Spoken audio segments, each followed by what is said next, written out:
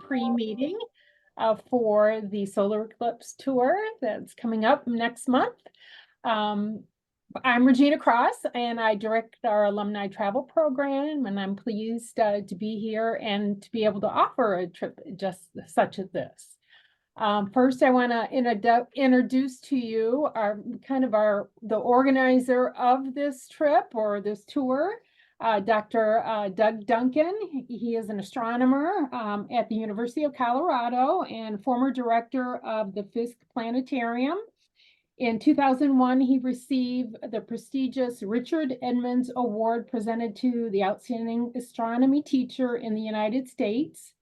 He leads educational trips throughout the world to watch eclipses of the sun and to see the northern lights. So welcome, Doug. And we also have our MSU professor who will be along with us on this trip, Dr. Megan Donahue. She's a distinguished professor of physics and astronomy. And you'll get a chance to meet her and her husband on Sunday. We'll have a MSU reception in the afternoon, and so Megan and her husband Mark, who is also an astronomer, will be there to answer any questions about what you'll be viewing the next day. And then, of course, on Monday during the eclipse, she will be there to kind of share any knowledge and answer any questions that you have. So welcome, Megan. We also have Katie Lynn Miller from Kane Travel. She's a program coordinator for this tour. And so she will kind of go through a little bit of housekeeping information that she has to share with you. So Megan, do you want to go ahead and say a few words and Okay, I am so excited about this trip. I've been sort of pitching eclipse trips for ages, and finally it's going to happen. We're going to take a bunch of MSU Spartans to see a total solar eclipse, and I'm over the moon, but I'm behind the moon. So we're psyched. We've traveled with Doug before, and he delivers an incredible experience. A lot of fun talks, a lot of good science, and opportunities to really enjoy the eclipse in many different dimensions. But I promise you, a total solar eclipse is just a life like a life altering, changing experience. It's so real milestone. So I'm excited for all of you and to share this with you. Thank you, Megan. Okay. So how we're going to start this today, I'm going to have Katie Lynn kind of give you some little bit of housekeeping information. She recently sent out an email to everyone, but she's going to kind of go over that information once again. So go ahead, Katie Lynn. Absolutely. So I'm going to try not to overload you with information. If you end up having specific questions, we'll get to those at the end and you can ask. But I do want to highlight just how we're going to arrive, just to make sure that's as smooth as possible. You know where you're going, how to get there. If you are arriving on Friday, April 5th, there will be shuttles, but from 4 p.m. to 10 p.m. There will not be a staff member like myself with a sign in the airport, but there will be shuttles outside of the baggage claim. So just make your way out, find the M. It's going to be on one of those pillars. And then there's going to be a shuttle with that eclipse logo. It's that longhorn with the solar eclipse glasses. All right. They will take you to the Hyatt Regency Austin.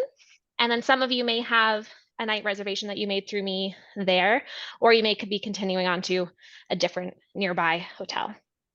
Then on Saturday, we will be starting the shuttle service for the main program when mostly everyone else is arriving. And then those shuttles will be running through the morning and afternoon, ending at 4, because then those same shuttles will be taking those who are not staying at the Hyatt Regency Austin to the Horseshoe Bay. Now, if you're arriving on Friday, you won't see myself or Doug in the lobby. But if you arrive on Saturday, we will be right there in the lobby waiting to greet you. And even if you arrive the day before, we would love for you to come down, grab your registration materials, so that way we can get everything to you. We will be giving you an agenda, a name badge, as well as eclipse glasses, of course, and then your t-shirt. Those items will be yours to hold on to. If you're at the Hyatt Regency, feel free to take it back up to your room if it is ready. Some rooms will not be ready when you arrive.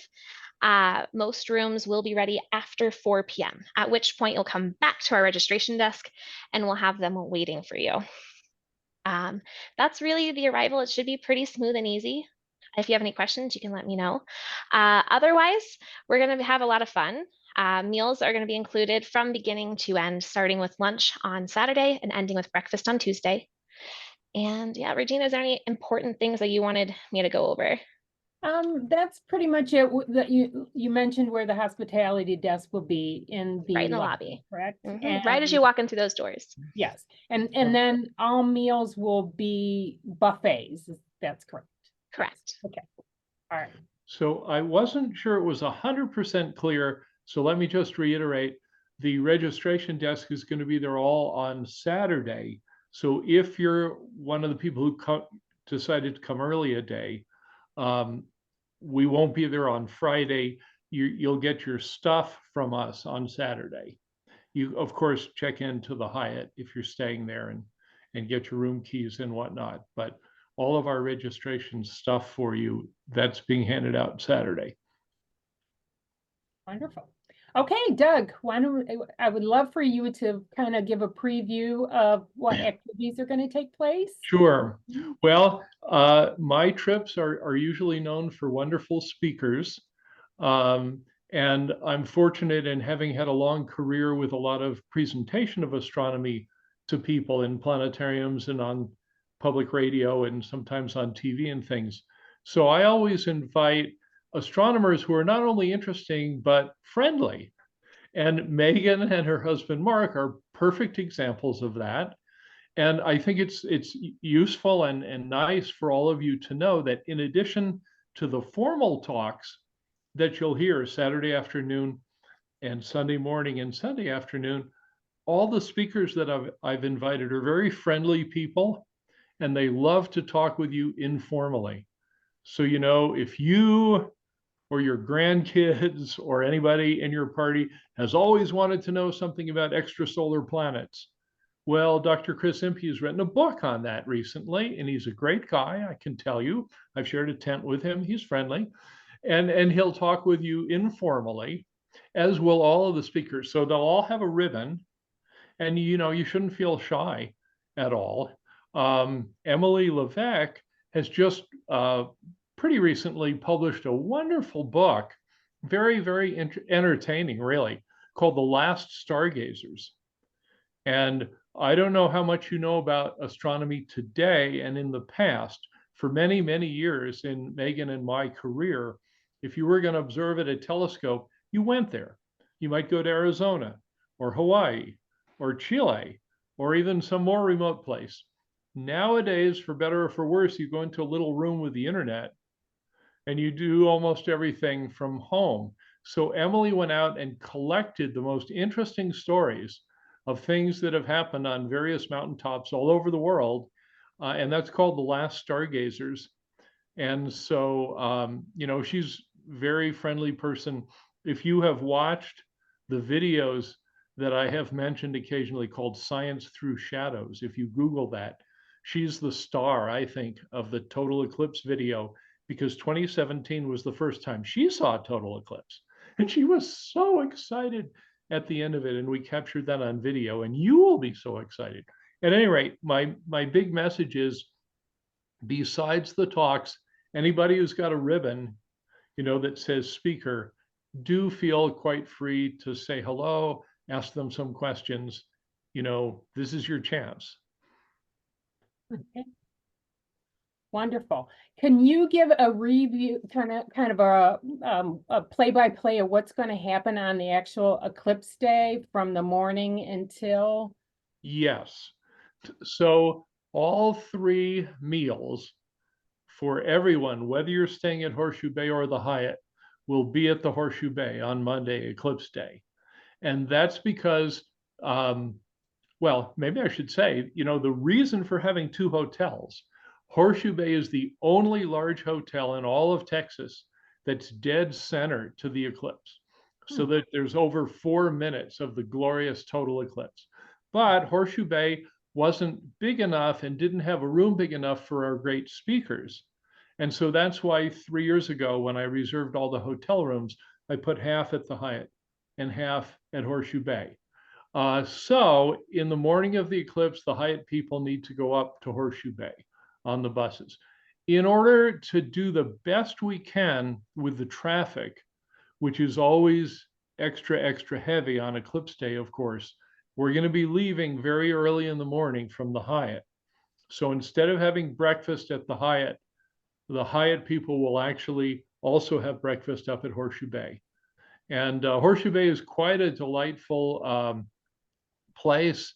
It's, in my opinion, kind of like a fancy golf club that was in my town where I grew up, in a suburb of Los Angeles. It's got the golf courses, the tennis courts, the swimming pools, the lake where people water ski. It's quite a delightful place. And they have set aside an area about the size of a football field. Somewhat, I find it amusing, between the time that I made the original arrangements and the last 6 months ago, when I last checked it out, they put AstroTurf on the whole field. Okay. So instead of like being on the grass, we're going to be on a big, nice AstroTurf area with a giant outdoor barbecue area underneath a cover right next to it.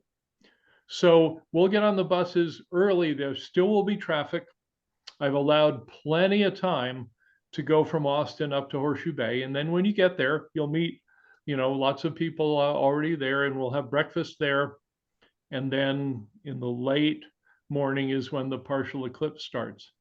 I think it's worth reminding everybody, even though I've written this, it's surprising how slowly the partial eclipse goes and how fast the total eclipse goes.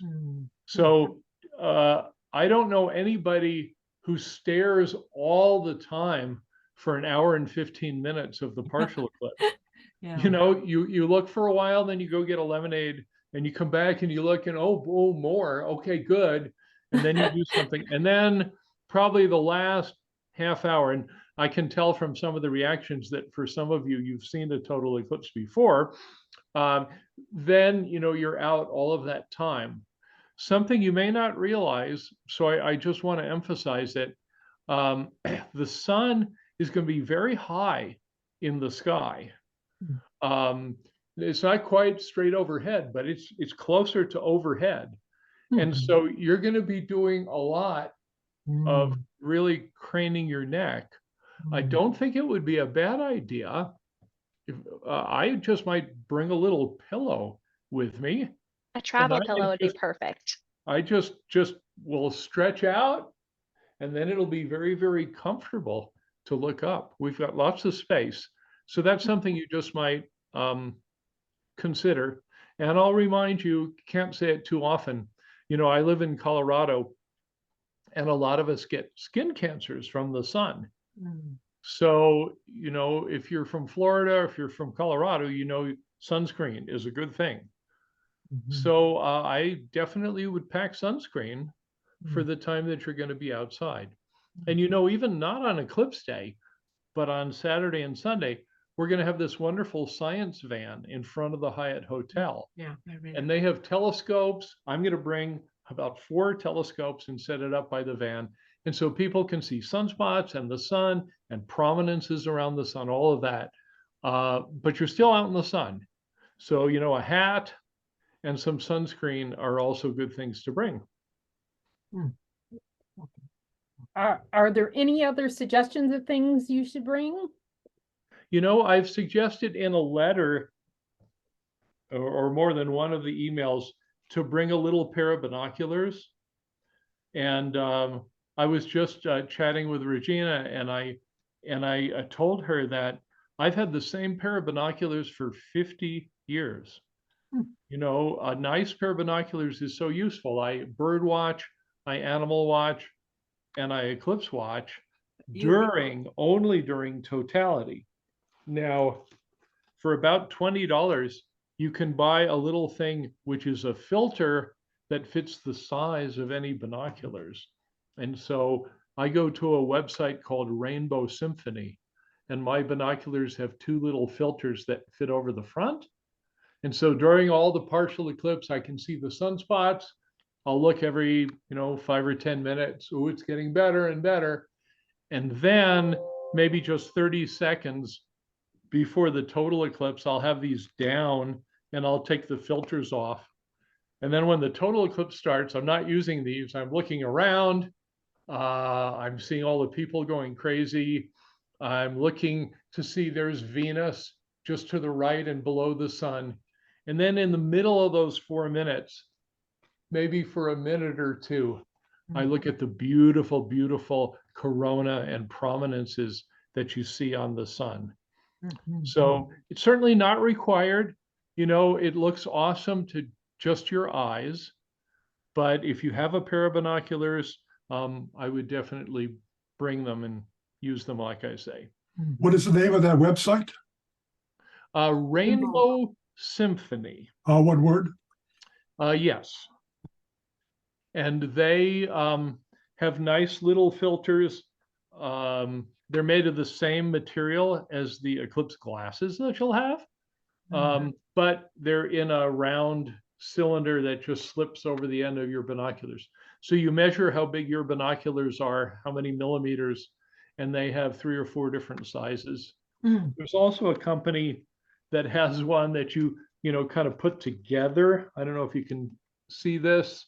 There we go. It has all these little flaps that you interlock, and that kind of adjusts the size of it. And that's another way to do it. Okay. But you don't want to use binoculars plus glasses, because the binoculars concentrates the light more than the glasses can handle. That's right. So if you're going to use the binoculars in the partial eclipse, you got to put the filter on the binoculars. Yeah, thanks, Megan. That's a good point. Okay. Can I ask another question? Oh, excuse me. Can I Go ask ahead. one more question? Sure. What happens if we get clouds? We are sad, but the reason we're in the location we are is because of the weather forecasts, all along the track. I guess the other thing I would say is, well, I've been to 12 total eclipses. 10 have been clear and 2 have been cloudy. One of the ones that looked like it was going to be cloudy cleared up. And it's a pretty well-known phenomenon that the weather changes in the last couple of hours before an eclipse because the heating of the air has changed so much. And it's not uncommon to have clear sky, even or a mostly clear sky, even when it looked kind of bad in the morning.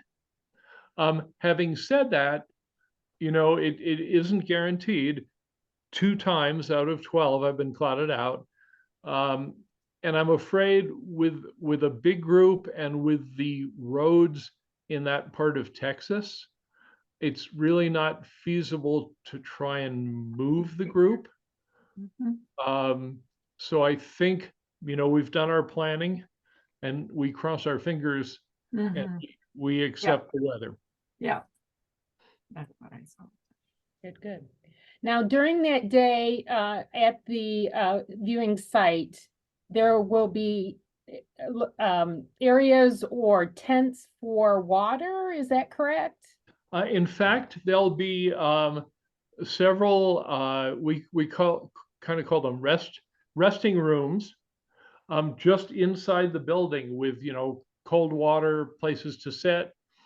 So yes, I would say that it's pretty common to go in and out during the partial part of the eclipse. People are certainly welcome to do that. Okay. All right. And you said it was AstroTurf. So is that could people just sit on the AstroTurf? Sure. Okay. All Sure. No, But I no- think, it's a little bit like a ball game, except that instead of the action being in front of you, the action is up there. Oh. So I think, I mean, of course, one could sit, but I think I'm more likely to sprawl, if that makes any Oh. if that Yeah. makes any sense. Sure. Yes, mean, it's a- Megan, did you have something you wanted to mention? Yeah, I was wondering if there would be live streaming. So both of our event, because I have students who will be back here in Michigan, Oh. yeah. Ah, Who Ah. I've told, actually I'm giving them the day off because if they want a road trip, I want them to have the opportunity to road trip. But I've also given them the assignment that even if they don't road trip, they have the assignment of observing the partial eclipse in some way Oh, and oh. reporting on that. But for my students who are stuck in Michigan for many reasons, it would be great to have streaming, that I can say, hey, stream this and you'll be seeing your professor and MSU alums enjoying it live. And then the reverse might be true, is if it's cloudy, sometimes it's kind of fun. You'll still get dark. So getting a streaming of the clear dark. shot from somewhere else would be kind of cool. Oh. So if that's going to be possible, that would be great. I don't know if any plans were made for that. well, it turns out that the best science museum in the world, called the Exploratorium in San Francisco, has really perfected and kind of cornered the market on streaming. And they have two big crews that are coming to Texas. For a while, they were thinking of joining our group, but they've decided that they have an even slightly more preferred spot. So they're going to be streaming over the internet on the Exploratorium website during during the eclipse. We are going to be filming during the eclipse. Okay, we are producing a video for NASA. We already produced a video that's in 700 planetariums, which is how to prepare and watch an eclipse. But we figure that by filming both the sun during the eclipse and maybe a 360-degree view of all the participants, all of you, that when somebody is preparing for an eclipse in the future or teaching their class about an eclipse, what is it really like? We're going to try and capture the experiences of all of you and put that into a little video that NASA will distribute for free. So we are going to be filming you all and the sun, but we won't be streaming it. It'll get produced, into a video that's distributed. But the Exploratorium will be right on the internet, and they do a wonderful job. And so that there will be streaming. Any chance there'll be Wi-Fi? At the viewing site? It's all over every place that I've been in Horseshoe Bay, and for that matter in the Hyatt.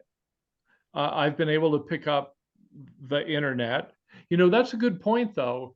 I can't remember if the Hyatt or the Horseshoe Bay has a password for the internet. It certainly would be good if it does, for the Hyatt people to know the Horseshoe Bay password, and for that matter, I suppose vice versa. So Katie Lynn, let's check into that. I don't know how far it goes on the field. Right, yeah. Because I bought the Solar Snap, application. Okay. Yeah. But So, you don't need internet. oh, you don't need, okay, internet? Okay, all right, because it's, okay, on the phone. I need to download it, right? Oh yeah. Download the app and then it's on your Okay, phone. it is, okay, Forever. all right, yeah, okay, got it. Yeah, thank you. Sure. Download it and practice. Yeah. Oh yes. Yeah, I practice. Okay. Take some pictures without the filter of, your cat, your house plants, until you get very good at sliding those little sliders. Okay, not the sun, but okay, something around you. Okay, Okay. I will try. Thanks. Does anyone else have any questions of Doug or Katie Lynn or Megan? Well, just one, in terms of accommodations. we're going to be staying at another hotel and then taking the shuttle to the Hyatt. You said the rooms won't be available till 4 o'clock in the Hyatt? No, you can leave the bags. So yeah, yeah, so go the ahead, Katie Lynn. official check-in time at the Hyatt Regency is 4 p.m. Occasionally rooms will be available early, so there is an option. However, if your room is not ready or you just wait until 4 p.m., we do have a luggage storage space immediately adjacent to our registration desk that we will be locking extra luggage in, and then you can pick that up when you come and grab your room key. One other thing I'm feel motivated to add, not only are all the speakers very friendly, but virtually all the participants are also. And I've really enjoyed, excuse me, watching the camaraderie develop in many Eclipse trips that I've led in the past. You know, you're going to meet people from all over the country. And, you know, again, don't be shy. People are friendly. They have pretty interesting stories. Have you ever seen an eclipse before? That's a good way to start the conversation, and you'll hear some interesting things. Doug, do you want to also I put my mention? questions on the Q&A. Can you guys see those? Oh, Oh, all right. sorry, in the chat, do you mean? Yes. Okay. All right. Let's see here. We've got, will there be a champagne toast after the eclipse?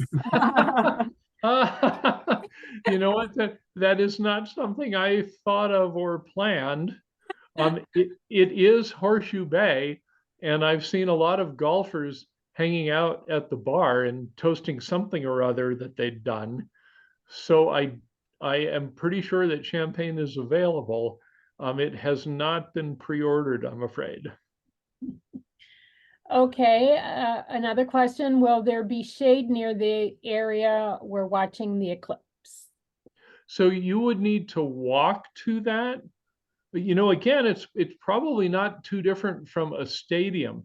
You know, if you could imagine yourself down on the stadium, well, right where the stands are, those are buildings with the restaurant and the shade and everything. So I would say, you know, it's probably a 100-foot walk to the shade, depending on where on the field you are. So the field itself is not shaded, but the buildings are very close by. They're actually, this field is lined with palm trees going down both of the sidelines. So you probably could get some shade from a palm tree, but I don't think those are the best shade trees. So if you want to get out of the sun, I think I would walk into the building and maybe into the room with all the cold water and everything. Okay. Another question, is there a dark sky park nearby? So there is a dark sky park about 20 miles from the actual Horseshoe Bay grounds. Probably it's about 20 miles from the Hyatt too. But unfortunately, the reason we couldn't have a formal star party is that park is going to be closed because of the overwhelming number of people coming into Texas. I think that, you know, especially if you're at Horseshoe Bay, walking around at night, walking down to the water, you know, there's lights right where the restaurant is and where the boating is. But walking around on the grounds is a pretty nice sky on the grounds of the Horseshoe Bay. But unfortunately, the dark sky park is actually formally closed. Okay. Another question, around Horseshoe Bay, what can we use for transportation to, excuse me, to sightseeing? I'm told Uber doesn't come out there. Oh, goodness. I do not have direct experience with that. I would be a little bit surprised if that was true, but I don't have personal experience. I mean, Katie Lynn, have you So I would say you definitely cannot schedule an Uber from Horseshoe Bay. It's a little out of the way for the Uber app. You can always go to the front desk area and ask them, you know, do they have a taxi contact they can call or something like that. I would not rely on that. I will say if you're at the Horseshoe Bay Resort, a lot of your sightseeing will probably be on the resort itself. It's a beautiful grounds. And if you wanted to do too much beyond that, if you're planning a whole trip beyond the eclipse part that we're providing, I would maybe recommend getting a rental car so that you can get out on your own. But otherwise, the Horseshoe Bay Resort has a lot of things to offer. Golf, it has a spa, it has a pool, a lot of different things that you can experience while you're there. Okay, there was another question. How big is the horizon around the area where we're watching the eclipse? Oh, it's pretty close to a 360-degree horizon. At one end, imagine a football field. At the north end is the hotel tower. Okay, so you don't quite get 360 degrees, but you certainly get 270 degrees. And the only things that you'll see, there are some palm trees, so you don't go quite down to the horizon in the east, because that's where the palm trees are. But it's quite an open horizon. It's really quite nice that way. Okay, and one other question. I have a suggestion. Instead of videotaping the eclipse, take a video of yourself watching the eclipse and watch it later. It's amazing. Actually, that's true. A lot of people, I mean, if you have a phone, I can't stress enough, and I'm sure Megan would back me up on this. Totality happens so fast. 4 minutes sounds maybe like plenty of time, but it really, really goes fast psychologically. So generally, I don't recommend trying to take pictures during totality, except if you have your phone out and just let it take pictures of the people around you. They are generally so emotional, and kind of amazing things happen. People start to cry and to scream, and because you can't really capture the majesty of an eclipse, I always tell people I can show you a picture of the Grand Canyon, but if you've never seen the Grand Canyon, when you actually go there and stand on the rim, almost everybody goes, "Oh my word, that is so much more than a picture." Yeah. And so a picture can't capture the emotional impact of the eclipse, but people can. And so if I would recommend what was just said is, spending 30 seconds during it and then right after it to take, what did you think? And half your friends will be speechless, so you won't get much, but the others will just go on and on. How wonderful it is. The last eclipse, I set up a tripod for about, I think, 15 minutes of up until totality, and I just put it on us. Okay. And then and just let it run, and I didn't touch it or even think about it. And then I watched it later, and it was almost as amazing as the eclipse to watch us seeing the eclipse. That's a great idea. That's a great idea. Yes. Now, Doug, what I'd like you to mention what you had mentioned to me earlier about what will happen near the Hyatt each evening. You had said next to the Hyatt. Oh, yeah, I'll just remind everybody that we have this amazing mobile science van that's going to be parked out in front of the Hyatt every day, and it's going to have a bunch of telescopes, including my own. So on Saturday and Sunday, you can look at sunspots and prominences and things. During the total eclipse, I predict something quite fun and remarkable is going to happen. Unfortunately, we are not going to see it. Okay, and that, but on Saturday and Sunday, you can see what I'm talking about. It turns out that the Hyatt Regency, where half of us are staying, is near something very famous in Austin, and that is the home to hundreds and hundreds and hundreds of bats. And they all live underneath the Congress Street Bridge, which is right next to the hotel. And they come out when it gets dusk. So I actually have a lifelong friend who's a biologist, and he's going to be wearing a thing that identifies himself as the Batman. And if you're curious about the bats, you should ask Bill, Dr. Berg, about the bats. But even better, Saturday or Sunday, if you're at the Hyatt, I would just wander outside the hotel and underneath the bridge. You'll actually a pretty big crowd gathers every dusk to watch the bats come out. Now, what I mentioned to Regina that I think is going to happen, which would be great to see, but we're going to be busy, is during the total eclipse, Austin, where the Hyatt is, gets 50 seconds of totality. It's not nearly as good as what we're going to see, Yeah, 1 minute. but it's going to happen. So I predict all the bats may fly out from the bridge for 2 minutes, and then they'll turn around and they'll come back. Oh, We'll see. yeah, yeah. You know, as you'll hear in my presentation at the Hyatt, 2 times I've been surprised by animals during total eclipses. In Bolivia, we're all looking at totality, and one lady screams, "Look down," surrounded by llamas. They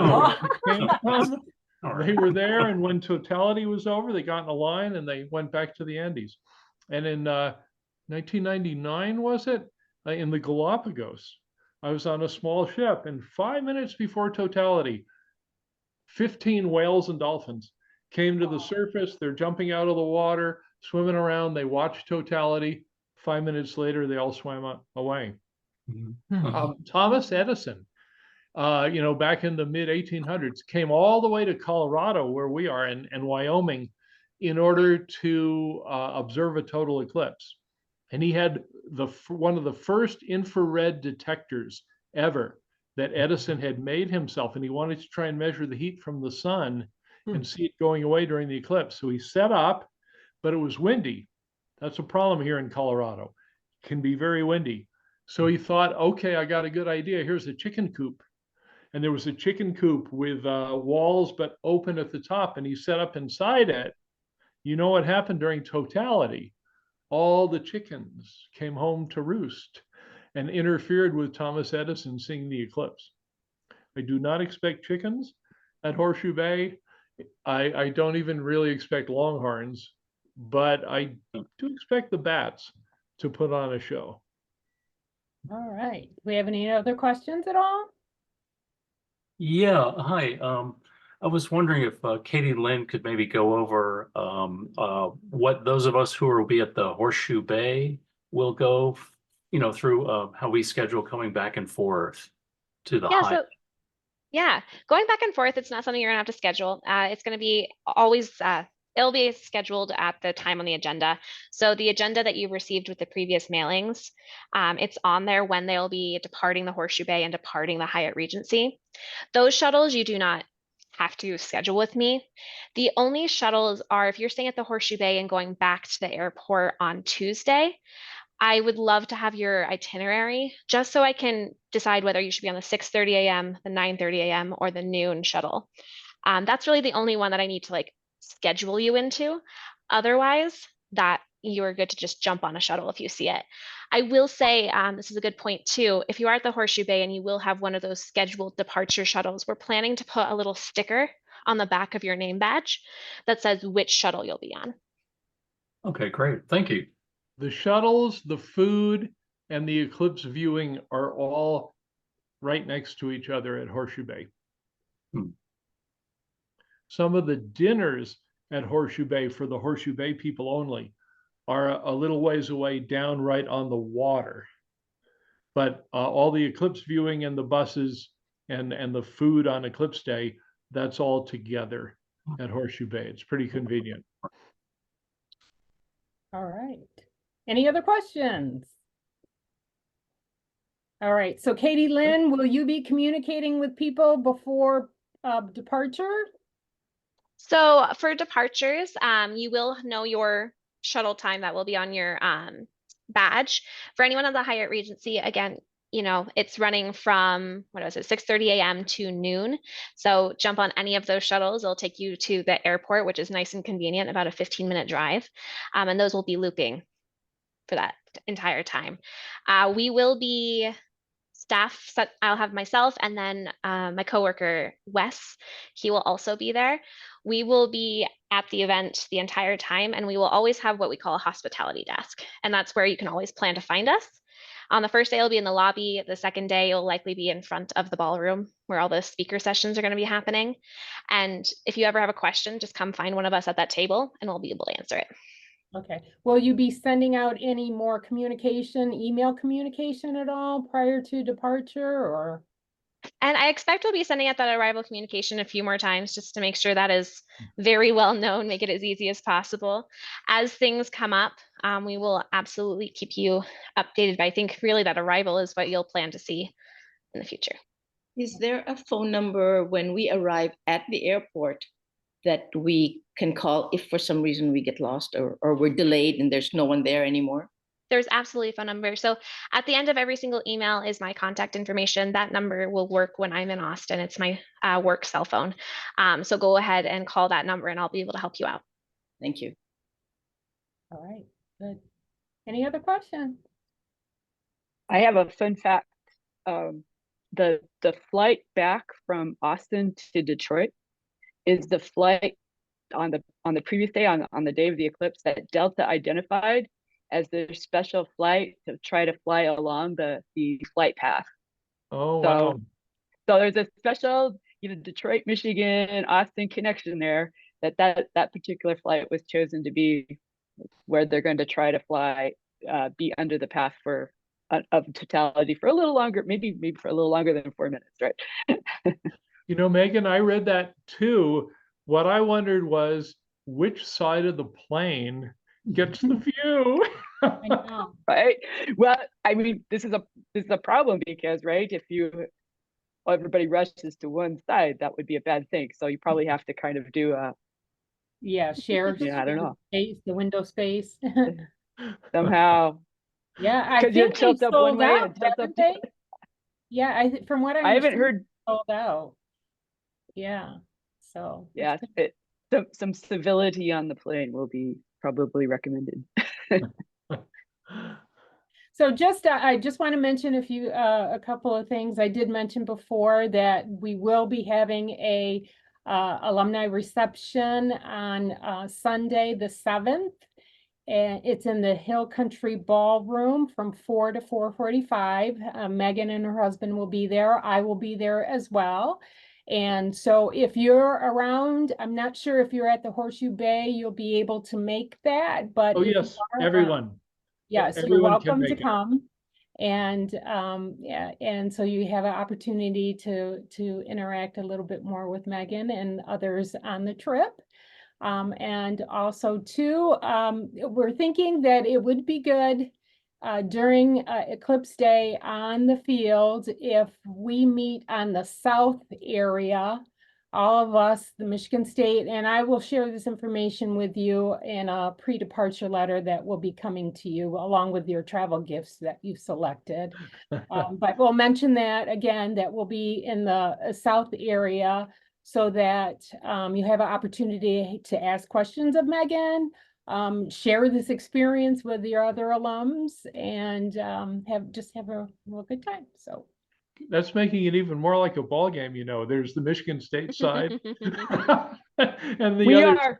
are the experts at tailgating, I can tell you. Yes. Okay. One more time, what ballroom is it in Sunday? the Hill Country Ballroom. And I'll And- share this in information, so. Yeah. It's And right if you on are the. dropping your luggage off with us on that Saturday before you check in, it's going to be that same luggage room that we take your luggage to. It's going to be transformed into our alumni group sessions the next day. Very good. Right.